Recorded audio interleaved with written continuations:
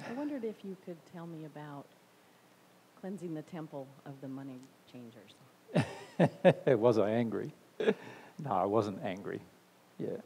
So what I did was I basically shouted out to a group of people what they thought anyway. So what was happening in the temple in the first century was that it was basically a place where the priests could make a lot of profit.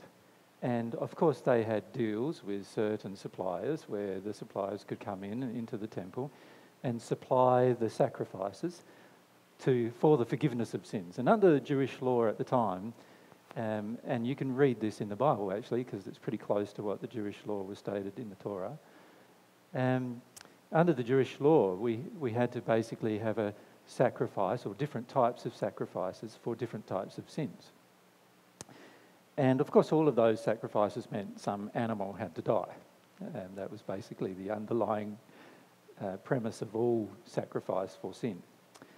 And so what happened was that the temple became like this great big clearinghouse of stock, livestock, right the way through from birds or doves, right the way through to cattle and sheep, and almost everything in between. Now, each animal that was sacrificed had to have what was called a cloven hoof, and it had to have a split hoof. So basically, that precluded certain things like horses getting sacrificed. But generally, there was a lot of animals sitting in the temple itself, and basically they had a big auditorium where they'd have like all the animals. And you imagine the stench of the place, it was pretty bad. And then they would sell these animals for an exorbitant price. So and you couldn't buy the sacrifice from anywhere else. You couldn't. They didn't allow you at the time to bring in a sacrifice of your own from your own flock or something like that, which the law did allow you to do. But they decided that they wanted to make it all nice and holy, and only the best animals were chosen. And it was all just subterfuge in the end and deceit. So what happened was that the majority of people in the temple were getting pretty angry about the whole thing, about the whole,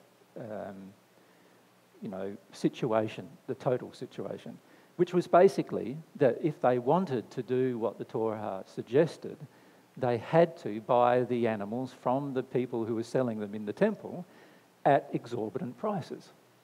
And most of the time these prices were like ludicrous prices, not the average prices, but 10 times to 20 times higher than the average prices of what they could have bought the animal for outside of the temple. And so there was quite a lot of anger about this inside the average person who was there. And all I did was shout out about that. All I did was, at the top of my voice, so that everybody could hear, say, how long are you going to put up with this deceit and manipulation, basically?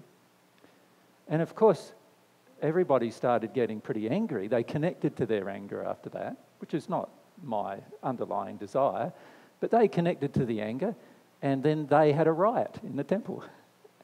And so now in the Bible it's said that I caused this riot because I was angry and I turned over the tables, but I never did, because I would never do such a thing.